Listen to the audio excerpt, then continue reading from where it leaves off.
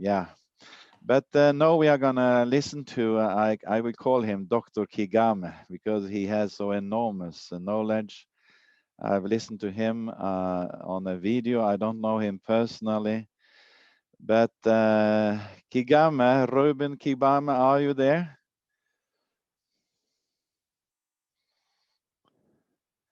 Can you unmute your microphone, please?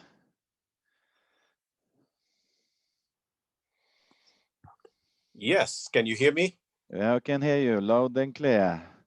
So fantastic. We want to hear about your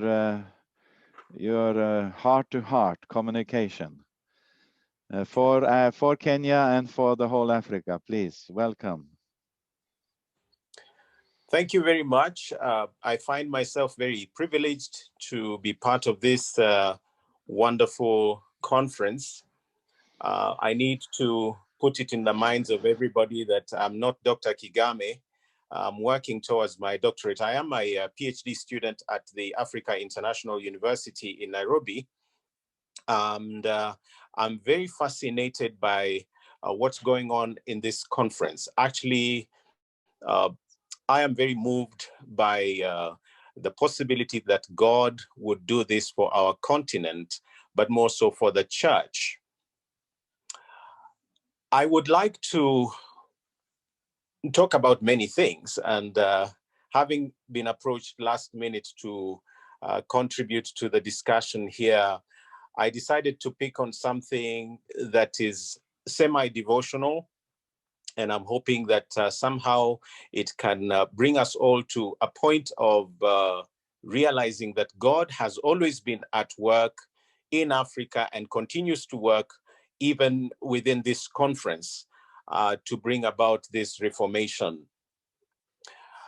Every time I think about how Africa has been presented, I get very surprised that so many different worldviews and indeed writings about Africa have shaped the way people view Africa. One of the philosophers that I really have enjoyed for many years is Hegel. And I like his dialectics very much, but there is something that he says in his philosophy of history that I'm not very happy about. I will quote him now. He says, Africa is unhistorical, that is without history, in other words, UN.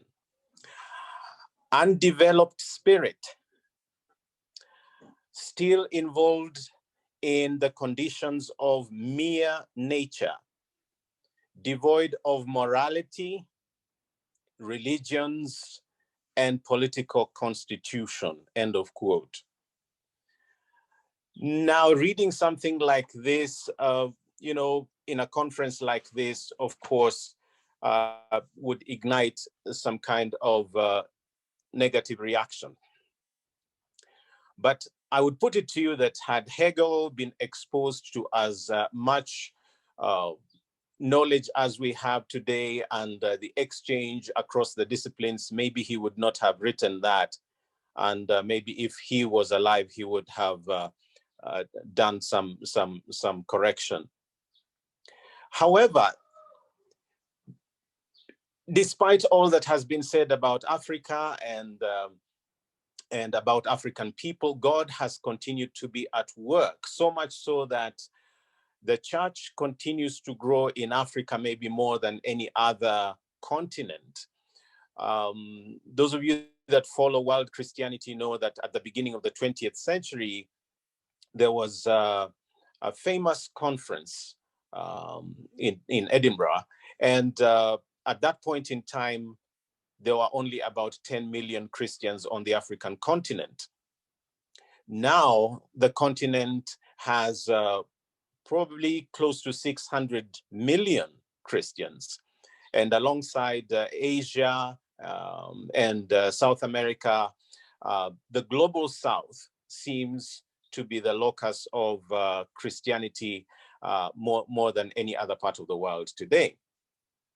And so Africa in God's scheme of things is very, very prominent. However, to really know the heart of God about Africa, you would have to go to God's word. If God has spoken a word and he has said certain things about Africa, then it is important for us to know what he has said or how he views Africa. It is amazing when I look at the Bible and realize that God has a lot said about and done for and or with Africa than any other continent. In fact, right from the second chapter of the Bible, all the way to the book of Revelation, we find mention after mention, reference after reference, incident after incident regarding how God has dealt with the African continent. In Genesis chapter 2, for example, we read that one of the rivers of Eden ran around the land of Cush and encircled the whole land of Havilah, which yielded a lot of gold and onyx and bdellium. You find that in Genesis 2:10 to 13. That's how early we see Africa mentioned in scripture. And so I will run through a couple incidents just to devotionally help us realize that what we are doing in this conference is in line with God's heart for Africa. So when you look at history, Africa has always been included in God's history. Africa is indeed part of God's story. And if you were to read the book of Genesis very closely, you would need to probably have a lot more dialogue with modern archaeology in view of the fact that Genesis 4, for me, seems to negate a lot of the evolutionary perspectives that are given to us regarding the age of the earth and the growth of civilization. And much as we may not fight about the date of the earth, which is not very useful in my opinion, I think it is important for us to recognize that the book of Genesis, as from chapter 4, gives us a world that was significantly developed, quite unlike the prehistory that we find in a lot of material, including some of the best works like the UNESCO History of Africa, the General History of Africa. And so if we are to trace early man and early civilizations right back to the Garden of Eden, then reading Genesis 2 and going into the rest of Genesis would give us the picture that Africa is quite likely a civilized place and much earlier. And the historical records, whether you're looking at the pyramids of Egypt and Nubia, because I think there were as many pyramids in Nubia as there were in Egypt, you would recognize that God has always dealt with Africa at all levels, and not just at the level of having people roaming the different spots between the Holy Land and North Africa, but there are significant developments taking place that depict what God's heart for Africa is. By the time we get to Abraham, you have crossed through his lineage in chapter 10 that lists not just Lebu and Mizraim and so on, which in one of my papers on my website, I have alluded to Libya and Egypt. Indeed, the Swahili word for Egypt is Misri, and so you hear the Mizraim there, knowing that Swahili derives a lot from Arabic. So you already have Africa envisaged in the Table of Nations, spanning from chapter 9 and 10 right into 11. And so by the time we encounter Abraham, Egypt is an established nation, and God tells Abraham to run there for food, lest he starves. And so he goes with his family there. That's why he's able to interact and lie about the identity of his wife and all that. So it's no wonder when God finally says that, you know, to your descendants is going to be servitude for over 400 years. And so where are these 400 years spent? In Egypt. So that by the time of the Exodus, it is significant to read Moses pretty much as an African character. And if that is too superfluous, then you only need to look at his wife that Miriam has a problem with, a very racist problem. And it's interesting also that God decides to defend African identity, because he then punishes Miriam with leprosy, a skin disease, as if to inflict judgment on her attitude towards Black people. And so that, you know, pushes us into several other characters, but I would be unfair to move to the rest of the characters without mentioning one woman called Hagar. Hagar came from Egypt as a servant in Abraham's house. And there are many things we can say about Hagar beyond her identity. One of those is that she, according to me, I mean, from what I have read, seems to be the only Bible character that, you know, gives God a name. In Genesis 16:13, she says, so she called the name of the God who spoke to her, you are the God of seeing. This African woman gives God a description, the way they used to identify God at that time. Now, Solomon, fast forwarding to Solomon, has a lot of connections with Africa. And interesting enough, the majority of his connections are with women. The bride described in the Song of Songs is black and beautiful. That is in the Song of Songs, chapter 1 and verse 5. And then if you look at his interaction with the Ethiopian eunuch and all of that, you recognize that there was quite a lot of imperial dealings with the then known Africa. It is a Cushite who possessed the help that Jeremiah needed when he was cast into the cistern there.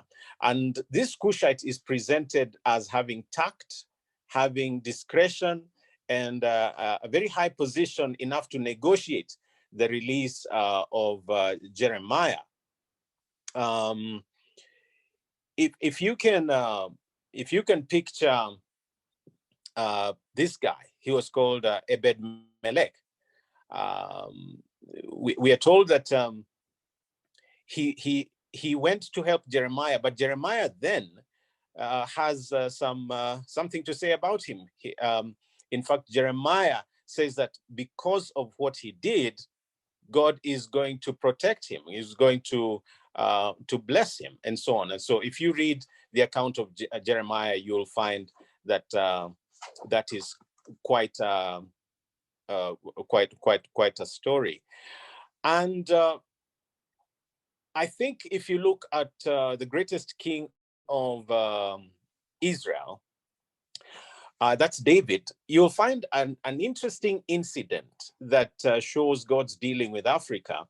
It is a Cushite who possessed tact, discretion, and high position in David's palace, enough to actually declare that his son Absalom was dead. 2 Samuel chapter 18, verse 19 to 32. And so you can almost see a lot of African service in the royal courts of the kings of Israel. That's how close God's heart is for the African continent. And turning to the New Testament, The flight of the first family to Egypt because of Herod's sword is, of course, a very fascinating commentary on God's heart for Africa. God entrusts Africa with the safety of the Messiah. The feet of the young Jesus walked the North African soil. Just like in the days of the patriarchs, Egypt in the Bible continued in the time of Jesus to be a place of refuge, sustenance, abundance, protection, and the ultimate working of God in history. And it would seem today that indeed everyone wants a piece of Africa, and so the resources and so on are well attested in Scripture as abundant, enough to feed the whole world.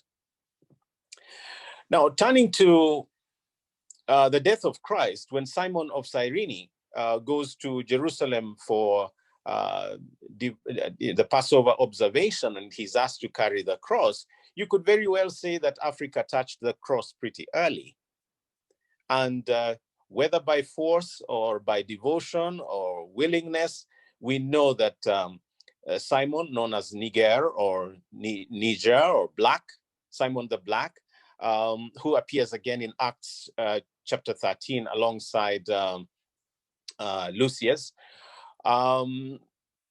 handled the faith pretty early. And it is no wonder that his sons, Alexander and Rufus, are mentioned in Mark chapter 15, verse 21, as well as Romans 16:13, a sign that Simon must have shared the faith with his sons. But that North African connection is very interesting, and the role of North Africa in spreading the faith, continued to be prominent beyond the biblical era. You not only see the Spirit at work coming upon the disciples in Jerusalem, including people from Egypt and Libya, the regions of Cyrene, but there was even an African synagogue in Jerusalem, according to Acts chapter 6, verse 9. The synagogue of the freed. And it is described as being a synagogue involving people from Cyrene and Alexandria. Now, this is a North African thing. And Acts chapter 11, verse 19 then has Cyrenians carrying the good news as far as Cyprus. And so the evangelism emerging from the Cyrenaican Christians begins to affect the rest of the world. Acts chapter 11 indeed shows that Africa contributed to the spread of the faith all the way to Antioch. And by the time the faith has grown so much that they are asking for the Apostle Paul and Barnabas to be set aside to spread the faith, you have Africa's central place even in the very planning, because once again, that is where you find reference to Lucius and Niger, Simon the Black. And you can read about Apollos and about other characters that spread the faith in connection with Paul, that had connections with North Africa. Not forgetting the Ethiopian eunuch. The word Ethiopian there is used in the generic sense, the black eunuch, who can be traced all the way to the Kandake or the Candace of Nubia. And it is very, very clear that very early, the Nubian courts received the gospel. Because of the ability to read at that time, of course, then they should have been able to read the books of the Bible. It's no wonder that the eunuch is actually able to read from the book of Isaiah, even though he did not understand. And Philip takes the time to explain the faith to him. So the faith came to Africa that early. Just a side script here. This is where the modern decolonization debate misses the point, because they read the coming of Christianity to Africa as being in the the last 3 or 4 centuries, when Christianity has always been on the African continent, so much so that it can be said to be an African religion. Reuben, you have 5 minutes to go. Yes, I'm almost done, actually. Thank you. Thank you. And so stretching beyond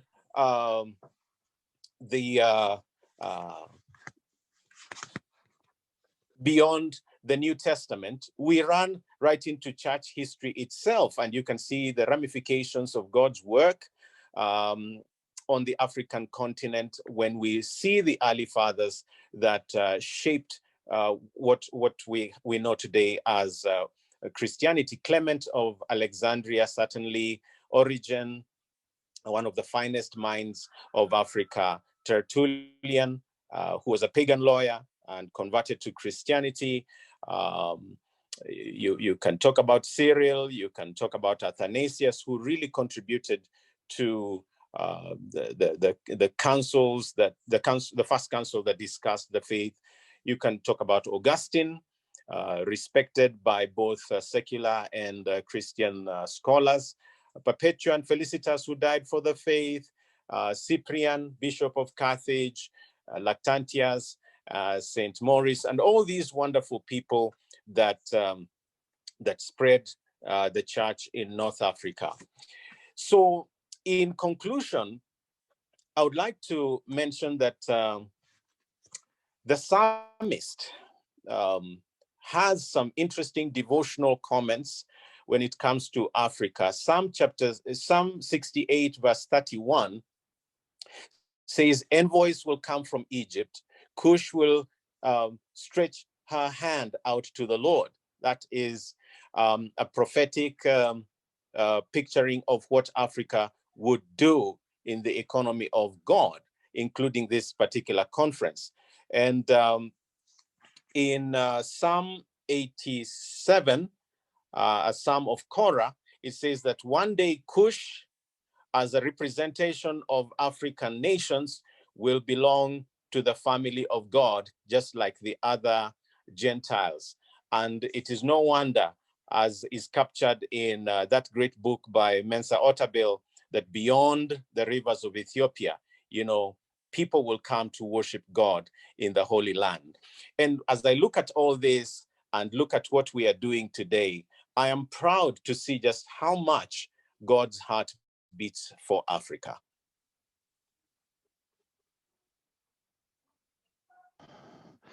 Well, thank you so much. This was a fantastic lecture. I call you Dr. Kigame. I'm a professor. I am allowed to call you whatever I like. No, ninasema tu shukuru, ninashukuru sana, aksanti sana kwa hii message. Ilikuwa ajabu sana kusikiliza. Aksanti sana. So I'm a white Congolese. It doesn't look like, but I'm a white Congolese. So I'm very proud of that now after listening to you about the fantastic history behind Africa. That is your identity. This is what you have. I mean, this is fantastic. And I mean, there are so much to be proud of, to be an African, to be someone from Africa. You have so much of treasures. You have so enormous resources. You have enormous resources, and there are so many of you who are fantastically well educated. And we have heard from Kigame here, and he talks about all this fantastic history. And I hope you can make these articles of yours available to us, to our webpage and so on, Kigame. Because this is moving to one of my father's, he was a missionary in Congo. His vision was to see museums all over Africa to see that you can study your fantastic history long back, even back to the time of Cush, and back to the Tower of Babel. So I could talk with you about this for hours. I think that Hans Joachim also could join me on that. there is a society of Christians here somewhere, Society of Christian Scholars. That's fantastic. So that's somebody.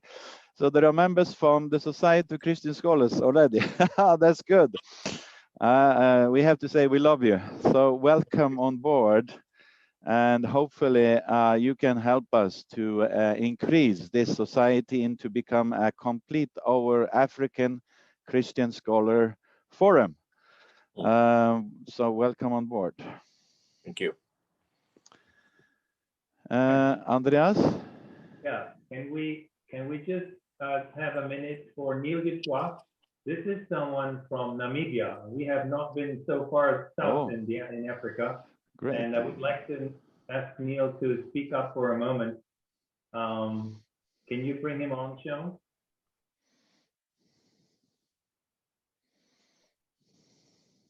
Yeah, please, what's the name? Neil Dutoit, or Neil Toit, Nieltoit. Okay, Neil Toit, thank you. He is here on the first page, Neil Yes. Toit. Please unmute. Okay, unmute yourself, Neil, please. He's maybe not there. He should be there. Well, no, maybe she. Okay, then we have another. There was another person that was suggested. If you would like to say something, just raise your hand if you think that it may be helpful for all of us. I have the suggestion for Reverend Jessica Hughes from Bishop Tucker School of Divinity and Theology. Is she here? Jessica Hughes, are you here? Jessica Guti? No, Jessica Hughes.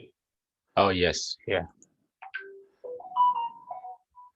Yes, thank you. Sorry, I could not unmute myself. Yes, greetings from Uganda Christian University. Welcome. Thank you. Would you just shortly introduce yourself and what your role is, what you are doing? You were suggested to say a word. I am a lecturer in the Bishop Tucker School of Divinity and Theology, as you have mentioned. I teach in biblicals, but I also work quite a lot in the practical side. I'm a PhD candidate at the University of South Africa in practical theology. And I am also the acting e-learning manager. So I was happy to see Dr. Jessica, and a little frightened that there are two Jessicas doing e-learning at two universities in Africa, in Uganda. Thank you. Right, thank you. Andreas, I think Vishal must have a question to Kigame, or maybe it's something to comment. Vishal, please. Well, if I may go back to Jason's presentation, Yeah. Because financing of education is the most crucial, one of the most important subject. We do pay attention to the content, which is important, but the content slipped from a biblical worldview as the church develops education and it takes revelation seriously, and now secularized education rejects revelation, relies exclusively upon human brain, human understanding, leaving God and providence out. One important factor behind this shift from biblical to secular education is actually finance. Because in Europe, it was in 1832 that the church handed over education to the state. After Napoleon's secularizing wars, and one reason the church handed over education to the state was finance.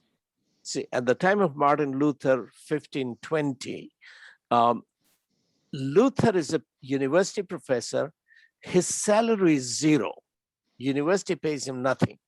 He's a monk, so Augustinian monastery gives him a bed and food.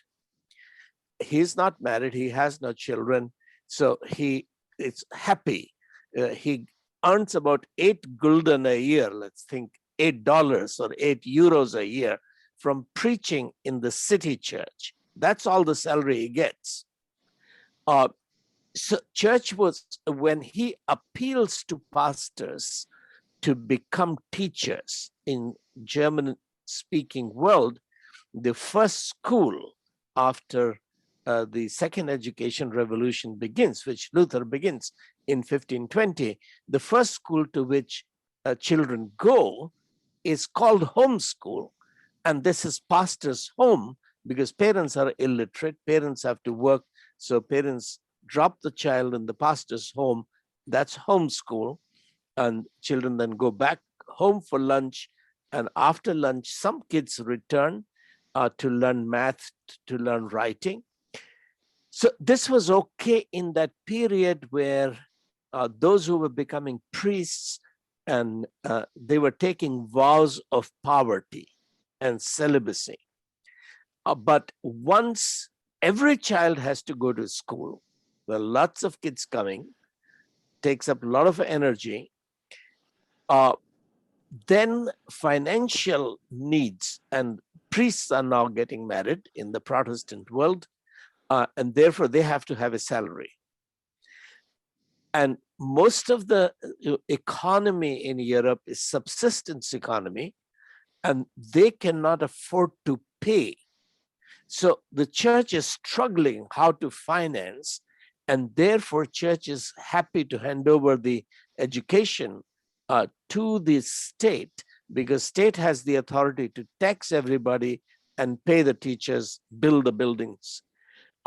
So this issue of financing, the education revolution that we are launching, is very important. How do we finance this? And Jason has put ideas in his paper. You need to read all of his chapter in the book, but he has summarized it very well. And I would say that one issue which he alluded to only in 1 or 2 sentences, which that the leadership of this movement in Africa has to consider, is educational banking, educational microfinancing.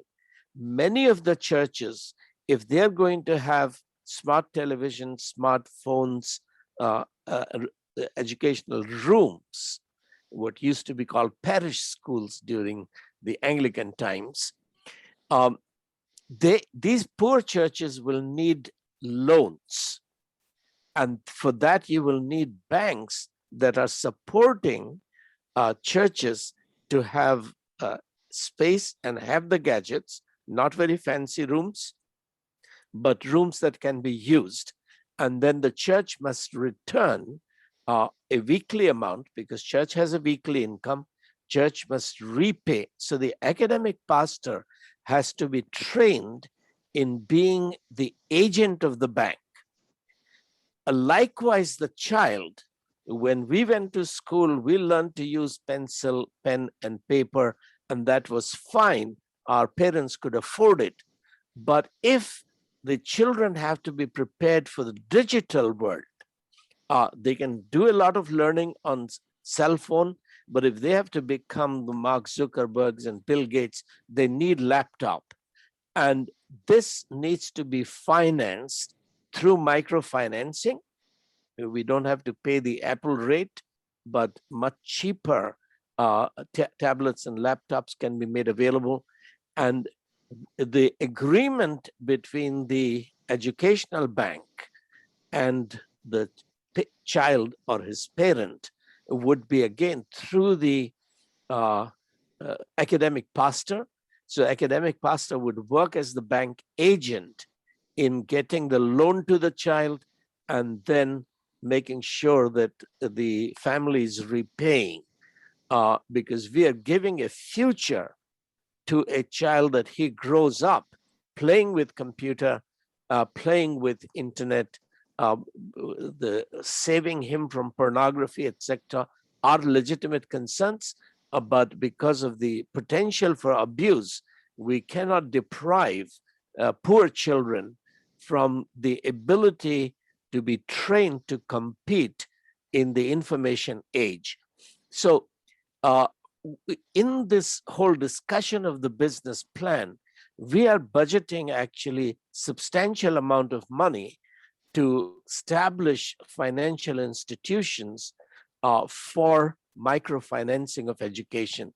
So that's where we need responsible Christian leaders in Africa to come together to develop this infrastructure of educational financing, so that without having to rely on the government, on taxpayers' money, but injecting what Max Weber called Protestant ethic and spirit of capitalism, that parents take the loan if they cannot afford to buy a laptop for their child, but then they pay, and the academic pastor gets part of his income from serving as the agent of the bank on the front line. So we don't need to take a whole lot of time right now, but I did want to throw that because Jason was not here to take the questions, that this is very much a part of the discussion of how are we going to free ourselves from the control of the state, which means secularized education, as well as make education truly grounded on priesthood and kingship of all believers, rich and poor. At this moment, the best Christian schools are available only for the families that can afford it. But we want to take education, disciple the poorest of the child, and we have to make that happen through learning banking. So it's not enough to give good teachers training to the teachers or academic pastors. We have to give banking training to and cultivate that whole spirit of responsibility, that we are taking loans and we are repaying it. So I stop there for now, but we need to spend a lot more time and then in smaller groups to develop this. And then we have got to get the big investors involved in spending at least $1 billion in making such an education available to the future of changing Africa, making the best of education available to the poorest child. Thank you. Exactly. Very good. Thank you so much. And you will hear more from Vishal after the break. This is a wonderful topic. And remember, all Africans, include myself, this is the time to open the doors, so that and to prepare yourself for this kind of investments. You can invest in yourself. You can let other invest in you. This is the time not for gifts, but for investments. So shall we have a break now for 10 minutes? Is there something to be said here now, Sean, or no? So please stay with us. There are 10 minutes break. We are coming on again precisely at 11 Nigeria time, 12 Central Africa time, 13:00 Kenya time, East Africa time. So welcome back. 10 minutes break. A little music we are going to play, I suppose. So welcome back to listen to Vishal more. Thank you.